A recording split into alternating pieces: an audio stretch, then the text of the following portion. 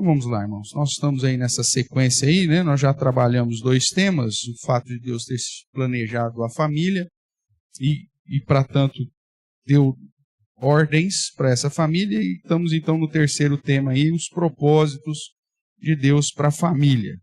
Nós já caminhamos um pouco e vimos que nós temos aí 4 pontos, né? Dentro desse propósito de Deus para a família. O primeiro, glorificar o nome de Deus e não difamar a palavra, né? Esse é o foco que nós vemos nessa primeira aula. Segunda aula, sobre o suprir as necessidades mútuas de cada parte. A família não é só para beneficiar um ou outro, né? Muitas vezes as pessoas acabam sem entendimento falando que a Bíblia é machista, paternalista, alguma coisa assim. Mas, na verdade, a Bíblia, já há 2000 anos atrás, dentro de uma postura de equiparação, de igualdade, de equidade, né, trata das funções de cada parte da família de modo a mutuamente suprir as necessidades de cada parte. Vimos também semana passada a respeito que o propósito da família é gerar uma descendência justa, dentro, obviamente, da soberania de Deus, que abre e fecha a madre, né? Tratamos tanto dessa situação da esterilidade, daqueles que não têm filhos, como também a ideia da geração de uma descendência, e aí acrescentamos o adjetivo justo, porque não basta ter filho, tem que ser filho que seja criado e educado para a glória de Deus, né? Se fosse para ter filho, ia ser igual rato, igual coelho, né? Você vai tendo filho, tem que gerar uma descendência, aí você vai lá, igual tem aquelas histórias lá, o cara tem 30 filhos, não sabe nem o nome dos meninos, né? As histórias desses rincões brasileiros, o cara não sei quanta esposa, teve não sei quantos filhos, já viu esse caso? Né? Aí você fala assim, mas você sabe o nome dos seus filhos? Nem sei. Esse cara gerou descendência, mas o propósito bíblico não é simplesmente gerar descendência, mas uma descendência justa. E hoje vamos tratar aí da questão do 4º propósito que separamos para a família, que é evitar a imoralidade. Então vamos lá, irmãos, passando aqui para o nosso slide já correspondente, né? Aí cada um que nós estudamos, e aí entrando então no tema de hoje, que o propósito da família é para evitar a imoralidade, preservando a fidelidade. Né? Eu convido você a abrir a palavra do Senhor, lá em 1 Coríntios, capítulo 6,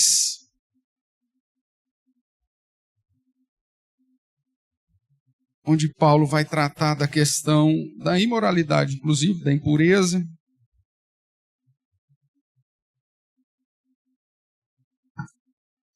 E aí nós temos, a partir do verso 12,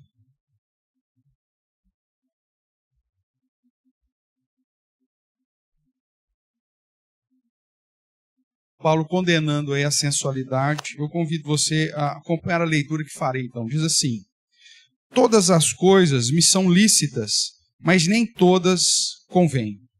Todas as coisas me são lícitas, mas eu não me deixarei dominar por nenhuma delas. Os alimentos são para o estômago para os alimentos, mas Deus destruirá tanto esses como aquele. Porém, o corpo não é para a impureza, mas para o Senhor, e o Senhor para o corpo. Deus ressuscitou o Senhor e também nos ressuscitará a nós pelo seu poder. Não sabeis que os vossos corpos são membros de Cristo? E eu, porventura, tomaria os membros de Cristo e os faria membros de meretriz? Absolutamente não.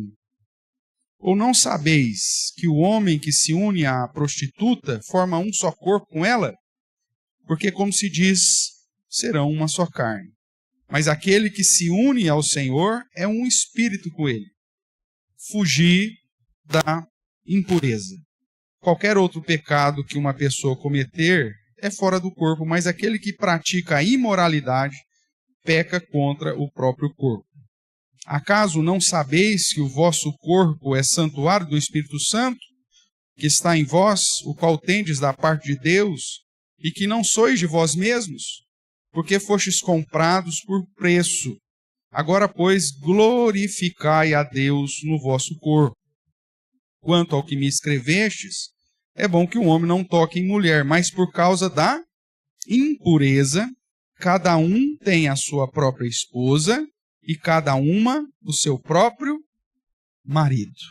Então nós vemos aqui dentro do contexto, Paulo tratando do perigo dos pecados da imoralidade, apontando que, como uma característica natural do crente, o fugir da impureza ou da imoralidade, da promiscuidade, ou qualquer outro termo aí que aponta para esses pecados de cunho sexual, é uma realidade, né? O verso 18 que nós lemos, nós temos aí essa ordem explícita, fugir da impureza.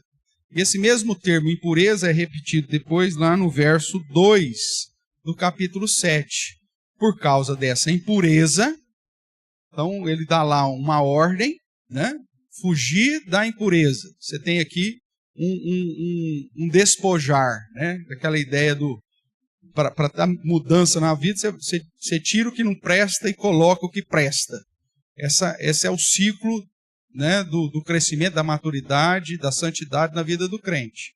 Quando Paulo vai dizer, despojai-vos dos velhos homens e revesti-vos e renovai a vossa mente. Revesti-vos do novo homem e renovai a nossa mente. Então, o processo é sempre esse. Eu tiro o que não presta e me revisto daquilo que presta. Então, dentro dessa lógica, né, bíblica, nós temos aqui o que tem que jogar fora? A impureza. E aí no verso 2 do capítulo 7 ele diz, e por conta disso, por conta da impureza, então cada um tem a sua própria esposa e cada uma o seu próprio marido. Então dentro dessa sequência lógica, o despojar, fugir da imoralidade, da impureza, promiscuidade, prostituição e para revestir de uma nova prática, de uma nova postura. E aí, então, ele coloca o casamento como sendo uma solução para você fugir da impureza. Para uns, o casamento é uma solução para fugir da casa do pai. Né? Para pensar que vai ter mais independência. Né? Para pensar que vai, sei lá curtir mais a vida.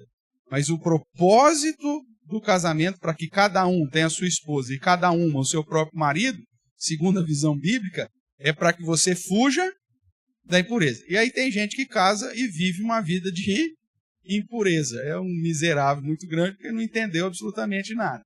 Então, dentro da visão bíblica, o propósito de Deus para a família é justamente evitar a imoralidade, preservando a fidelidade. Dentro desse ponto, fugir da impureza é um dos princípios que fundamenta aqui esse propósito.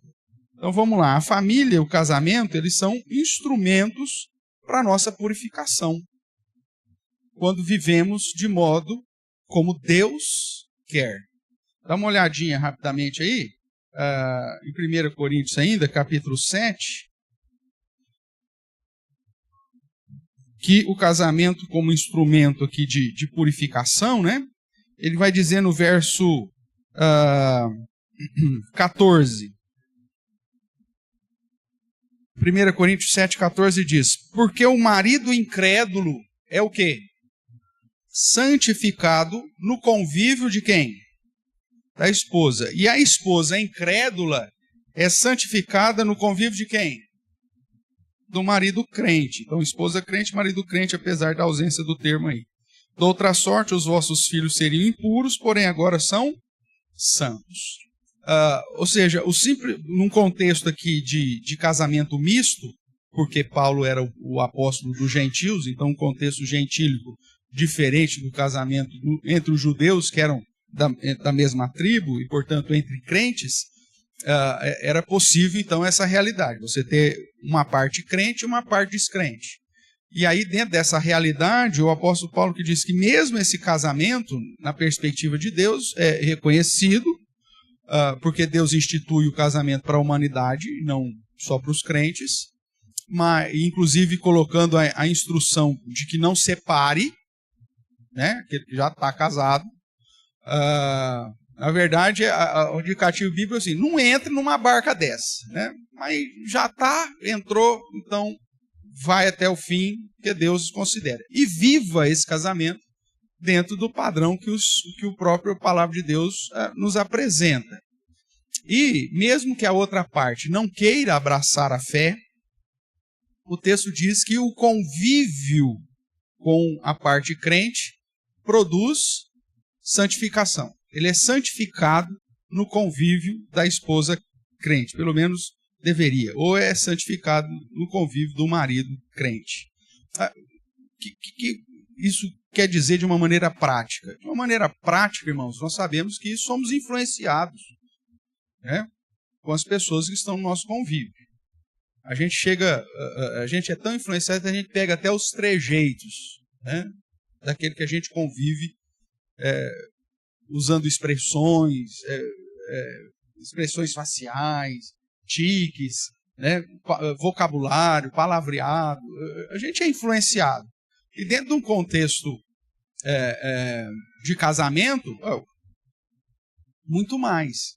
Às vezes é engraçado você ver que no convívio conjugal, o marido e a esposa pegam tanto o trejeito um do outro, que mesmo quando vocês estão separados, quando você convive com os dois, né, você está separado conversando com o marido, por exemplo, você vê alguns tiques, alguns vocabulários, você fala, você quer da mulher desse cara. E o contrário é a mesma coisa. Você vai conversar, né, com a esposa, está falando igual o marido dela. Né? Talvez quem perceba mais isso são os pais, né? Porque vê os filhos se casando e convivendo, aí na hora que chega o pai e a mãe para visitar, e olha para o filho ou para a filha e fala assim, não, está igualzinho. Não é assim que acontece? Porque a gente influencia. Então, o que se espera é que a parte crente nesse processo seja uma boa influência para o miserável descrente, né? Para que no convívio ele possa assimilar preceitos de purificação, de uma vida mais santa. Mesmo ele sendo ímpio, o fato de estar convivendo contigo, ele vai ser menos ímpio do que ele poderia ser. Porque a sua presença vai falando, ai, bem, acho que não é assim, nossa, bem, calma, ou bem, não bebe tanto, ou bem, não sei o quê. Ou seja, no convívio ali, mesmo num contexto de crente com descrente, a possibilidade de, nesse convívio, você exercendo uma postura padrão, de influenciar positivamente, né, mesmo que o seu cônjuge não seja crente. Né?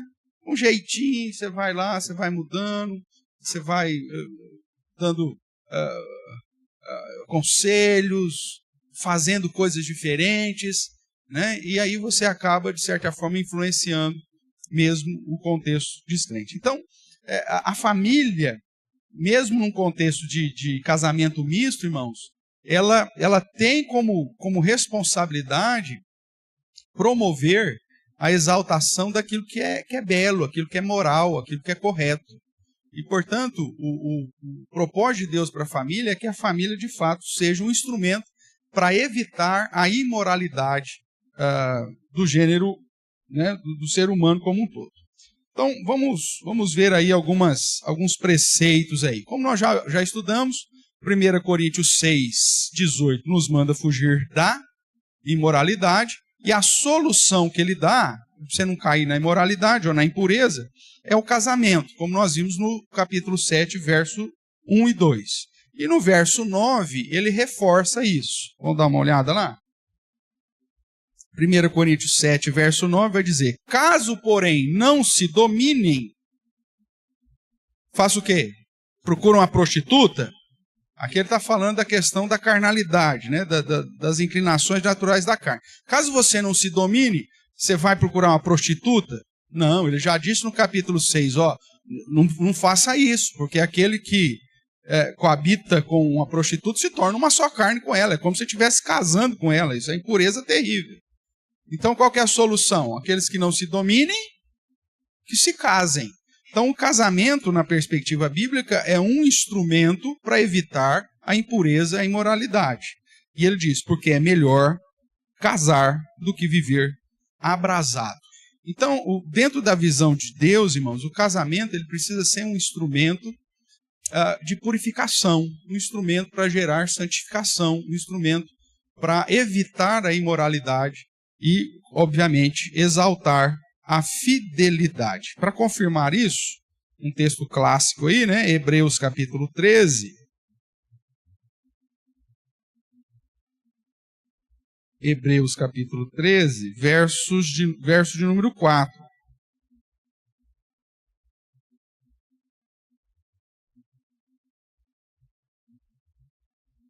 Então, Hebreus 13, 4 vai dizer aí, você achou? Então diz assim, digno de honra entre todos, seja o quê? Um matrimônio, bem como o leito sem mácula, a cama sem mancha, porque Deus julgará quem? Os impuros e adúlteros, né? Aqui muito mais do que um paralelismo, são duas práticas distintas, e que depois nós vamos ver que Malaquias vai inclusive intensificar isso, né? Mostrando que o casamento deve ser um lugar para gerar, então, ao invés de impureza, purificação, e ao invés de infidelidade ou adultério, justamente fidelidade, segurança. Por isso, o autor aos Hebreus vai dizer que o matrimônio, dentro desses deveres gerais aqui, sociais que ele apresenta, que o casamento ele precisa ser colocado em autoestima, como algo honroso, como algo digno de honra. E da mesma forma, o leito sem mácula, ou seja, um casamento que é instrumento de purificação, um instrumento de santificação, ou seja, um casamento que promulga e que indica essa prática de fidelidade, de santidade, de pureza que se espera no casamento. O problema é que, dentro de um contexto de casamento aplicado para toda a humanidade, nem todo mundo que casa tem o temor a Deus, né? E é por isso que você vê os casamentos, ao invés de serem um instrumento de purificação, às vezes acaba se tornando até instrumento de mais promiscuidade ainda, né? Não são poucos os casos de você ver famílias promíscuas, né? Casais promíscuos, que vivem uma vida onde o matrimônio não é digno de honra.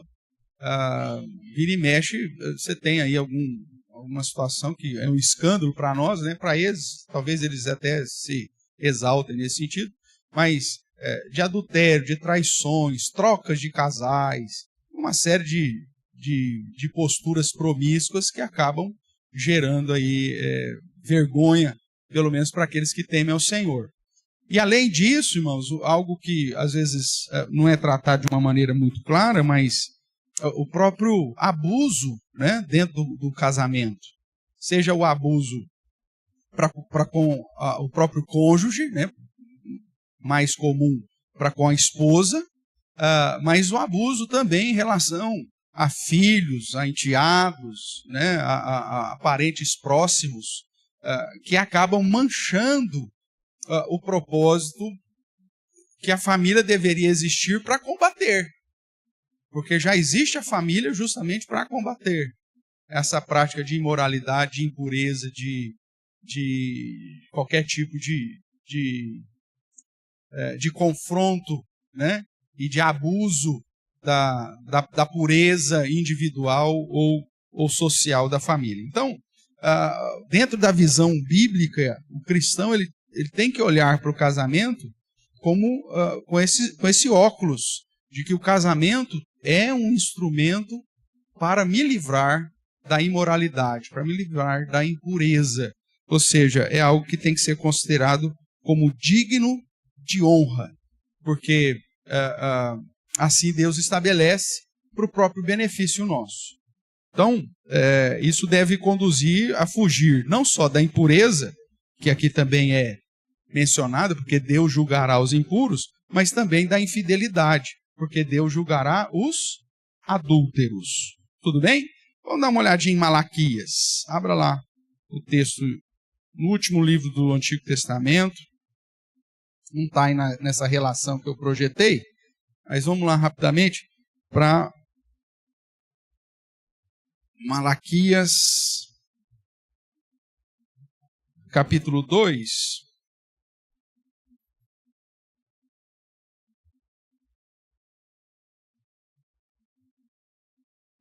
a partir do verso 13, nos é dito assim, Malaquias 2,13, ainda fazeis isso, cobris o altar do Senhor de lágrimas, de choro e de gemidos, de sorte que ele já não olha para a oferta, nem aceita com prazer da vossa mão. Aqui ele está falando do crente, tá? O cara que vem adorar o Senhor, o cara que vem apresentar uma oferta de adoração ao Senhor. Está falando, então, pelo menos do cara que aparentemente é crente, né? Daquele que aparentemente vive dentro de um contexto de serviço de adoração ao Senhor. Só que Deus está dizendo, olha, eu não estou aceitando a sua oferta. Eu já nem olho para ela. E aí perguntais, por quê? Porque aí a resposta é, porque o Senhor foi testemunha da aliança entre ti e a mulher da tua mocidade. Então veja, Pedro também vai dizer isso, né? 1 de Pedro, capítulo 3, verso 7, nas entrelinhas, Pedro vai falar assim, para que as suas orações não sejam desprezadas, não sejam ouvidas, né? Então vive a vida comum do lar, considerando a esposa como parte mais frágil, tratando-a com dignidade, alguma coisa. Então o contexto de Pedro diz, olha, a sua vida conjugal pode ser um obstáculo para a sua comunhão espiritual. E é justamente isso que Malaquias está dizendo. A pessoa está indo para adorar o Senhor e Deus não está nem olhando para a adoração dela. Aí a pessoa pensa, mas por que Deus não está olhando, não está aceitando a minha oferta? E o motivo que Deus apresenta é porque ele não está sendo fiel na aliança que ele fez, no casamento. Ele não está vivendo o casamento de uma maneira que glorifica o Senhor. Ele não está vivendo um relacionamento conjugal que exalte o nome do Criador. E aí ele vai dizer, então porque o Senhor foi testemunha da aliança entre ti e a mulher da tua mocidade, com a qual tu fostes o quê? Desleal. Essa impureza ou essa imoralidade que a gente aponta aqui como um propósito para evitar isso, você entra aqui, irmãos, não só a impureza, não só o adultério, mas a deslealdade com o seu cônjuge.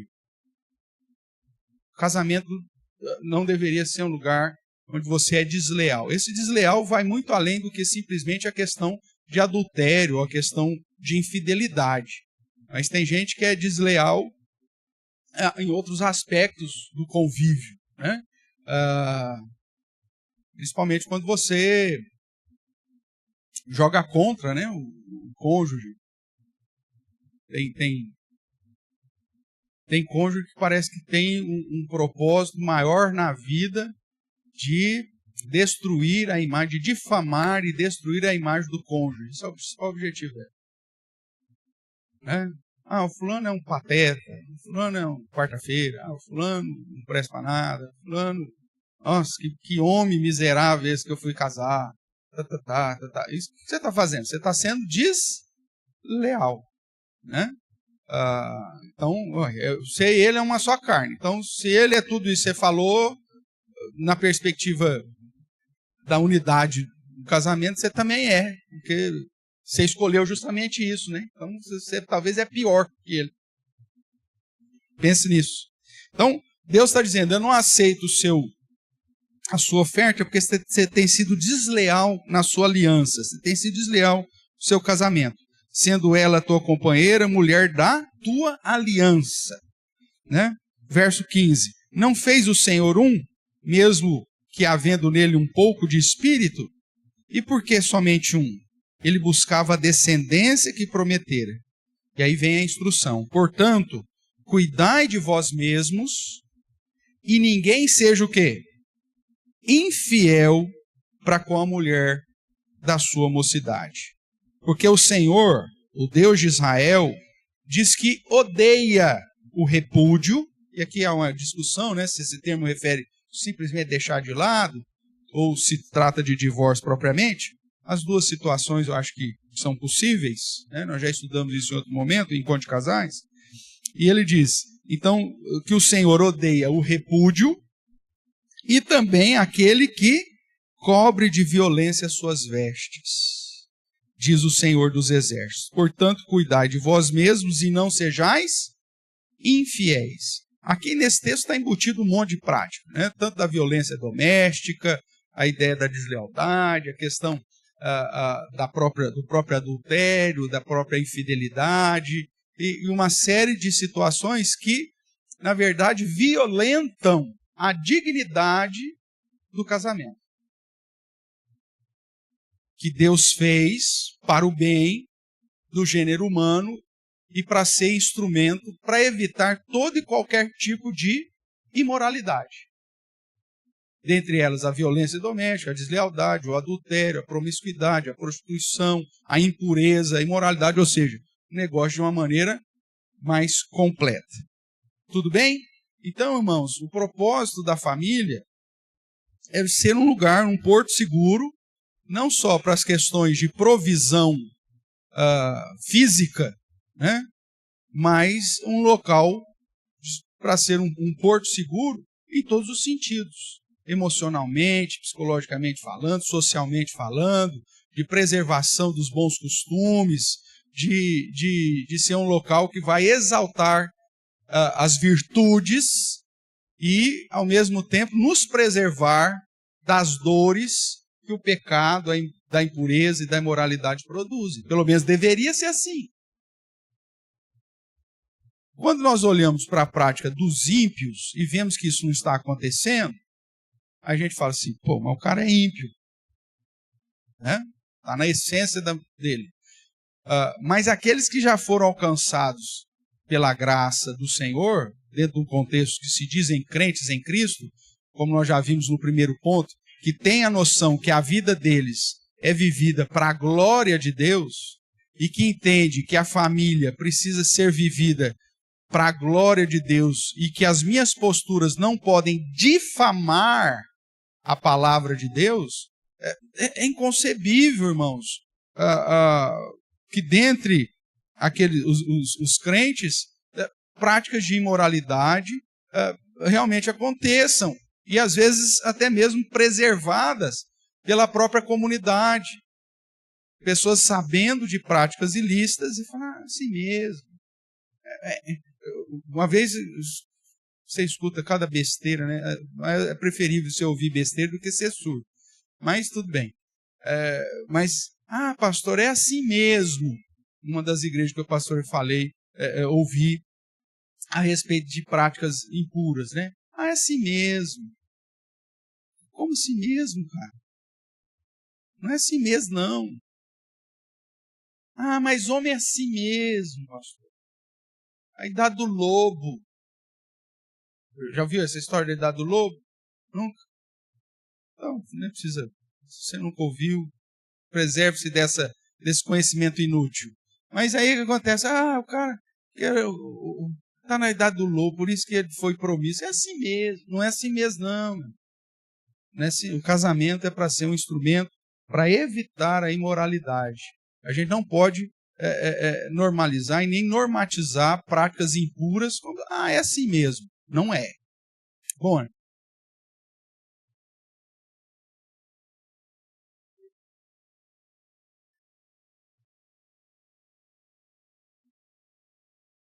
o que fazer com ele? Não tem que fazer nada. Os caras fizeram, erraram, pecaram, não tem que fazer. Você não vai defender a prática deles, você não vai usar ele como instrumento. Davi pecou, então também vou pecar. Porque aquele lance que eu tenho ensinado há alguns anos já, a misericórdia de Deus sobre a vida de alguém não te dá livre acesso para cometer o mesmo pecado, porque pode ser que essa graça sobre a sua vida não venha. Então, para nós não tem problema nenhum o que Abraão fez, o que Davi fez, o que Salomão fez, ou seja lá quem mais outro personagem fez. Porque o objetivo da Bíblia é justamente mostrar que todos eles eram impuros, que todos eles foram salvos pela graça. Eu não sou salvo porque eu não sou adúltero. Eu não sou salvo porque eu não cometo deslealdade. Não. Davi, com todas as suas práticas pecaminosas, como Abraão, como qualquer outro personagem bíblico, demonstra a graça. Então, o que fazer com Davi? Nada. Simplesmente a Bíblia desnuda a pecaminosidade dele. Agora, o que acontece? Muita gente fala, tá vendo? Abraão teve 2 mulheres, Jacó teve 4, Davi teve 6, Salomão teve 1000. Isso não pode servir de instrumento para você fundamentar a sua impureza. Deus vai tratar com esses caras, e eu posso te dizer uma coisa, a consequência que esses caras tiveram por conta da quebra desse princípio bíblico, né, desse direcionamento da Escritura, não foi coisa pequena, não. Né? Davi mesmo, você vê, o contexto de vida familiar que esse Davi teve. Se você não se lembra, só assim uma degustação. Teve uma filha abusada sexualmente pelo próprio meio-irmão, que praticamente ficou louca por causa disso. Ficou extremamente perturbada.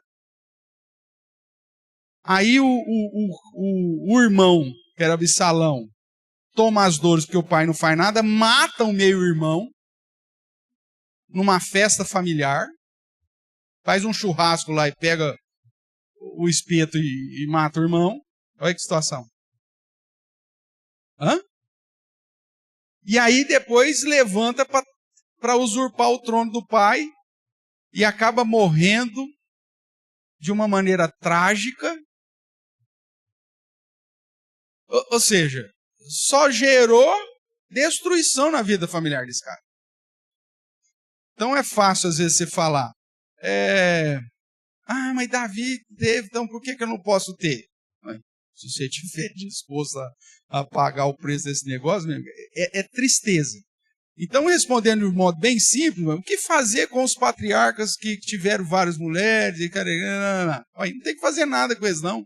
É Deus que tem que fazer com eles. E já fez. Tanto aqui, no juízo, obviamente, vai ter. A diferença é que, como creram no Messias, são justificados e que reforça, obviamente, a ideia de que a salvação é pela graça. Agora, o fato, como Paulo vai dizer em Romanos, porque superabundou a graça, eu vou viver no pecado? Só porque a graça de Deus me salvou, agora eu posso, então, praticar tudo quanto é tipo de pecado? O que Paulo responde? De jeito nenhum. De jeito nenhum. Então, qual que é o exemplo negativo dos personagens bíblicos? Que a graça de Deus salva os pecadores. E aí Paulo vai olhar e fala assim, do qual eu sou o principal. Veja a visão de um cara que foi regenerado. Ele não olha para o erro dos personagens do passado e fala assim, eu sou melhor do que ele. Sejamos sinceros, Paulo era o principal pecador? Não era. Mas demonstra a identidade dele como alguém que foi alcançado pela graça de Deus. É lógico que essa afirmação de Paulo, ela não é definitiva. De fato, ele não era o principal pecador. Se eu for comparar a minha vida dele com a minha, ele já perdeu o primeiro lugar. Esse é o foco. Geralmente, qual que é a ideia daquele que não entendeu a graça? Adão pecou, Abraão pecou, Noé encheu a cara, ficou pelado na frente dos filhos. Então por que eu não posso? Meu amigo, mostra que você não entendeu. O fato dos personagens bíblicos ter pecado reforça a graça de Deus. Mas não é um salvo-conduto para o seu pecado. Superabundou a graça, onde abundou o pecado. Então, é essa noção que Paulo fala. Paulo não compara os antigos para falar, tá vendo, gente? Nós somos melhor que esse povo, hein? Nós somos 10, hein? Não. Ele olha para tudo isso e ainda fala assim, eu sou o principal, sou o primeiro. E não é porque eles pecaram que a graça de Deus superabundou na vida deles, que significa que vai superabundar na minha, cara.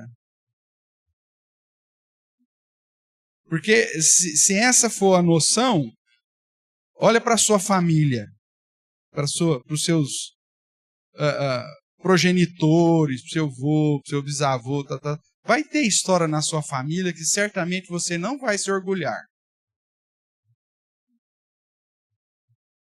Vai ter coisa aí para trás aí que é melhor a gente nem mexer. Que só de pensar já fede. Se for mexer, então nem se fala. Justifica o fato de que eu tenho lá para trás práticas terríveis na família que eu posso agora ter também. Meu avô também aprontou, então eu também vou aprontar. Justifica? É a mesma coisa. Se num passado próximo não justifica, o passado remoto também não, mesmo que você joga lá para Abraão, para tal. Então Deus já tratou com eles, são alvos da graça, na salvação, no juízo, os méritos do Messias serão aplicados sobre eles, mas o importante é entender que o erro deles não justifica os nossos. Tudo bem até aqui? Não sei se eu respondi, mas a ideia é essa. Então, irmãos, o casamento é para ser visto como algo digno de honra, como nós vimos lá. E que pode impedir, inclusive, a minha relação com Deus se eu não trato o meu casamento como digno de honra.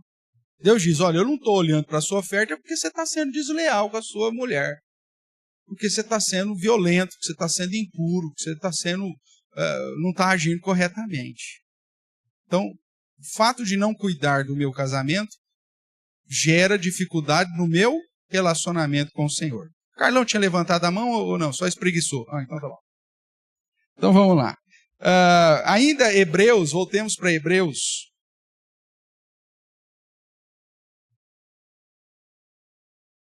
Hebreus capítulo 12. Ele vai dizer assim, verso 16.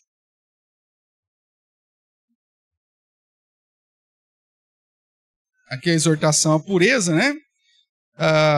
Vou ler o 14 em diante. Segui a paz com todos e a santificação, sem a qual ninguém verá o Senhor. Atentando diligentemente, porque ninguém seja faltoso, separando-se da graça de Deus, nem haja alguma raiz de amargura que brotando vos perturbe, e por meio dela muitos sejam contaminados. E aí o verso que eu quero.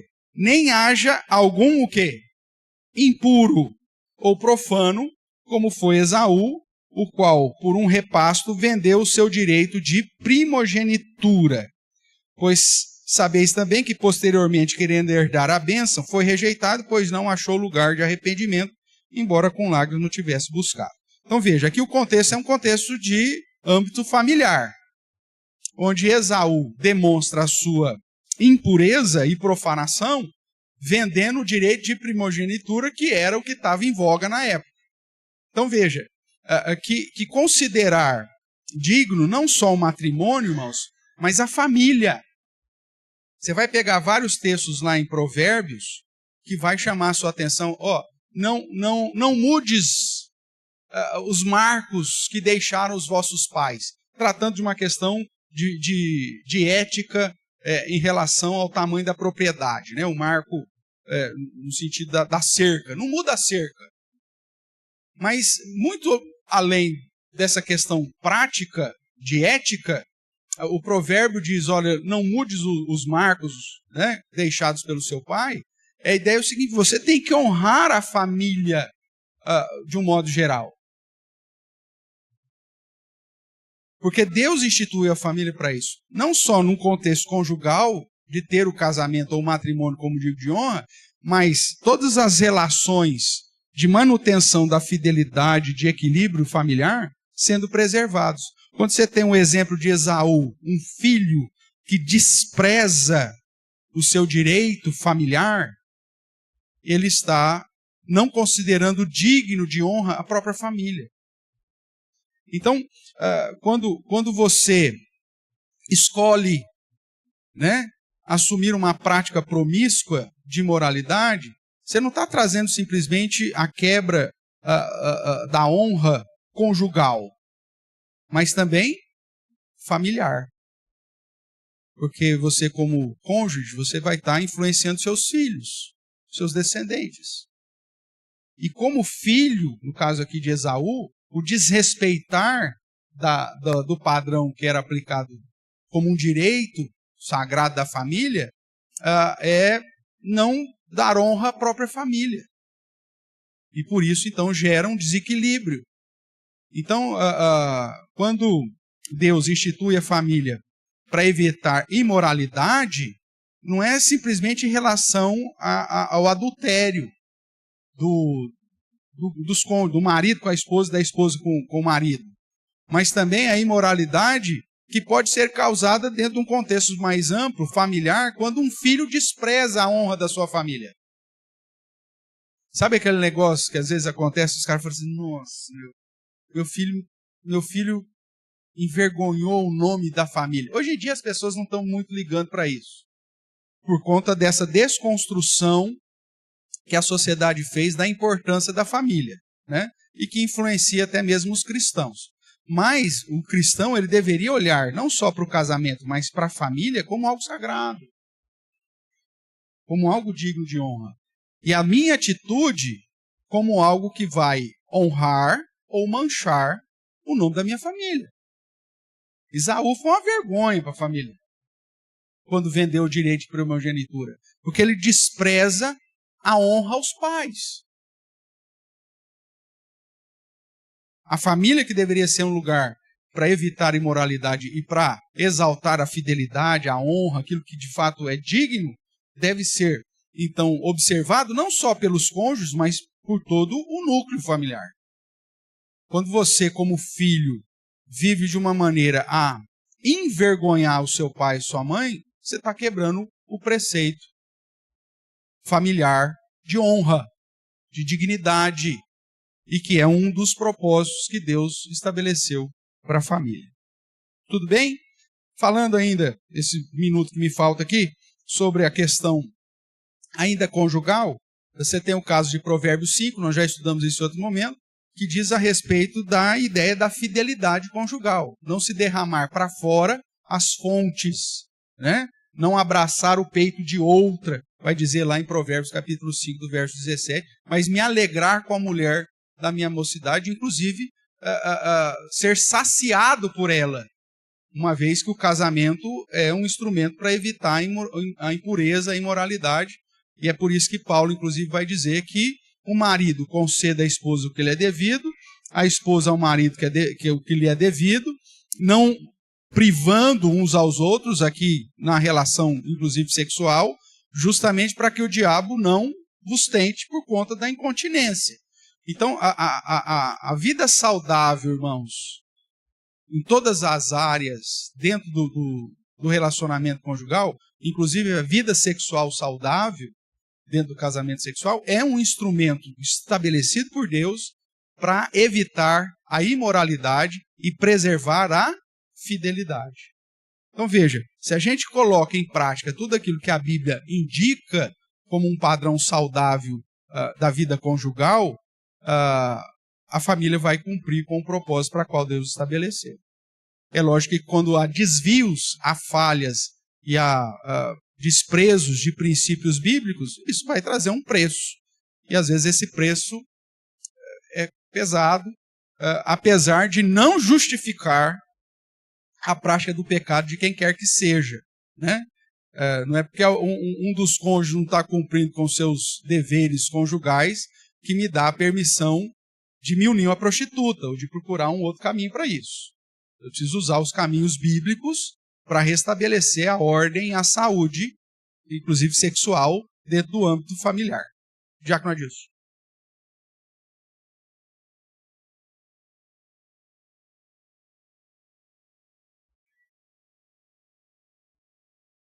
Fala um pouquinho mais alto, que eu não estou ouvindo por causa do ar.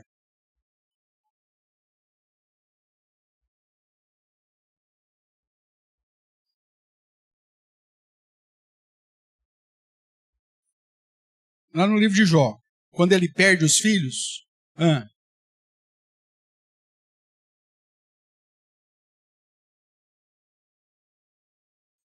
Sim, mas vamos pegar o exemplo de Jó. O exemplo de Jó é um exemplo de um pai que mesmo numa época ainda diferente da novelinha da Record, que é a novelinha? Da novelinha da Record que põe Jó vivendo com quem? Que Jó está vivendo? Você que está assistindo a novela lá? Ah, não está assistindo? Que bom. Mas no contexto da novelinha, é até importante que alguém às vezes está acompanhando, puseram o Jó como contemporâneo de Jacó. Não, de José do Egito, né? José de Jacó ainda estava mais perto. Mas, na verdade, o Jó, ele é contemporâneo de Abraão, né? Historicamente falando. Então, veja, você não tinha nenhum estabelecimento ainda do direcionamento litúrgico e tudo mais. Mas, mesmo assim, você vê a prática sacerdotal de Jó em relação à sua família. Não importa se os filhos faziam coisa certa ou errada. O que Jó fazia? Ele, inclusive, ofertava constantemente holocaustos ao Senhor, caso os meus filhos tenham pecado. Então, você vê que há uma preservação da família como esse agente para evitar imoralidade. Então, a figura, aconteceu a tragédia está todo mundo sujeito a acontecer tragédia. Pode acontecer com qualquer um, né? Porque alguém já me disse também, né? Porque filho nunca podia morrer antes dos pais. Meu amigo, nasceu, está todo mundo sujeito a qualquer situação. É lógico que é uma situação extremamente triste, né?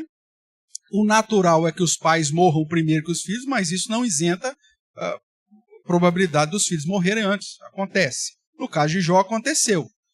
Mas a tragédia que aconteceu com Jó não tem nada a ver com o desprezo da família dele. Muito pelo contrário. O exemplo de Jó é justamente para dizer que aquele que é justo não significa que ele está isento de problema. Não é porque você anda direito que você está isento de ter dificuldades na vida. Muito pelo contrário, às vezes vem até mais. Então, no caso de Davi, o pecado dele trouxe consequências familiares terríveis, que eu citei algumas aqui. No caso de Jó, a postura correta dele não o isentou de viver tragédias. Mas isso não mudou a essência dele, tanto que o livro todo mostra que ele compreendeu a graça de Deus e o Senhor ainda o abençoou no final. Então, eu acho que a sua linha da sua pergunta era nisso. O cara era justo, mas aconteceu um problema na vida dele, não seguiu, tal. Mas, independente disso, a minha postura como chefe de casa é fazer da minha família algo que glorifique ao Senhor, algo que seja um ambiente que evite a imoralidade e preserve a fidelidade. Por isso que você, como pai, você vai chegar muitas vezes para o seu filho e falar assim, por que você está falando desse jeito com a sua mãe? Por que você está falando desse jeito com seu irmão, com a sua irmã? Você é a figura que vai estabelecer esse senso de que a família é um lugar para evitar coisa errada. E você vai ter que ensinar desde pequenininho, porque a nossa inclinação é sempre para o mal. Tudo bem? E o último texto que eu quero tratar contigo, 1 Timóteo, capítulo 3. Vou pedir para o pessoal avisar lá os adolescentes já, por favor, Luciano, dá um toque lá. Ele já está terminando aqui. 1 Timóteo 3:2, dentro de um padrão que é aplicado àqueles que vão exercer liderança, mas é um padrão para todo crente, vai dizer assim: é necessário, portanto, que o supervisor, ou seja, o bispo, seja irrepreensível, esposo de uma só mulher, temperante, sóbrio, modesto, hospitaleiro e apto para ensinar. Verso 4.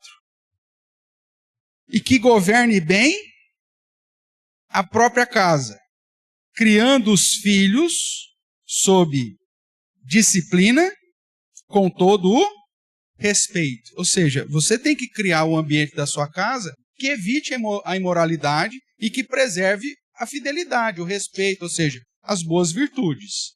E ainda um outro texto aqui para paralelo, que é o texto de Tito, Tito, capítulo 1, no verso 6, também falando sobre o líder, vai dizer: alguém que seja irrepreensível, marido de uma só mulher, e que tenha filhos crentes, que não são acusados de dissolução e nem são insubordinados. Ou seja, não são rebeldes, que não criam confusão, que não dê trabalho, que não gere divisão na igreja, coisa desse tipo.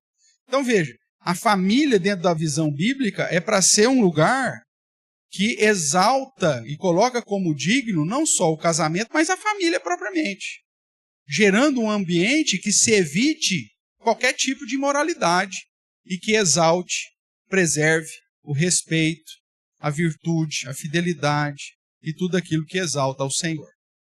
Tudo bem, irmãos? Concluindo, então a família ela foi planejada, criada, instituída por Deus para funcionar, e para funcionar exige o cumprimento de uma série de posturas para alcançar o objetivo maior de glorificar o próprio Deus e gerar benefício a cada parte envolvida. A nossa família e cada parte dela deve glorificar ao Senhor.